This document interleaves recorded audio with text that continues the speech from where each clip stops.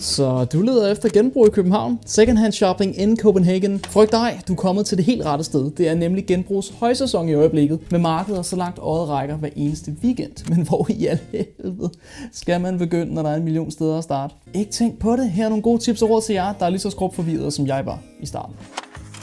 Om det er Veros, Ritters Blå, Loppelinde eller de 1000 andre gårdmarkeder rundt omkring, så er et super dejligt alternativ til at fedte rundt i en masse Facebook-begivenheder at gå ind på My Vintage Guide og lige følge med. Her annoncerer de en masse forskellige markeder, så det er bare pick and choose og tage afsted i god tid. Efter min erfaring er nogle af de absolut bedste fund helt sikkert at finde på markederne. Og bedst af alt, du kan forhandle om priserne, hvilket jeg ikke kan anbefale, du gør i en Røde Kors. Der er dog et par af lopmarkederne i Indre By, som f.eks. det ved Torvehallerne, hvor der er en del faste boder med både krammer og dropshippers, og det er altså ikke loppeguld. Der vil jeg prøve at se ud på nogle af de mere perifere lopmarkeder, hvor det altså også er billigere at have en stand. Og der plejer varerne altså også at være lidt billigere at købe og lidt nemmere at forhandle om.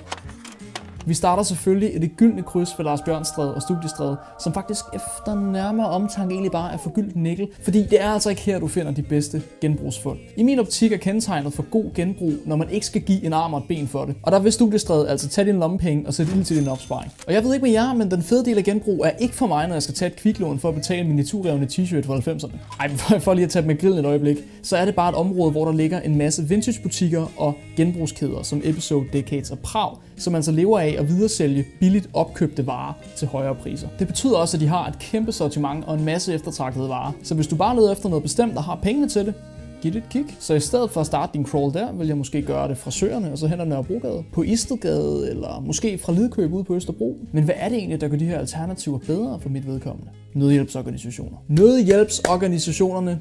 Absolut peak. Pendanten til de kurerede vintagebutikker. Og nok også det, jeg allermest vil anbefale folk at gøre, det er at kigge i nødhjælpsorganisationerne. Vi taler Røde Kors, Blå Kors, Frelsens Hær, Kirkens Korshær, Kræftens Bekæmpelse, Folkekirkens Nødhjælp. Og det er for den sags skyld ikke bare i København, men også bare generelt for Danmark. Du skal helt sikkert lede længere og forberede dig på at grave igennem en masse kinesisk fast fashion plastik. Men når du finder det, så er det billigt, det er godt, og det er til en god sags tjeneste. Og her finder du mig nok allermest i Blå og Røde Kors. Blandt andet den ved Marmorkirken og den ved Nørrebrogade. Men min absolute top 1 genbrugsbutik i København i forhold til sortiment og prisen for det sortiment, det er Mændenes Hjem genbrugsbutikken på Istedgade.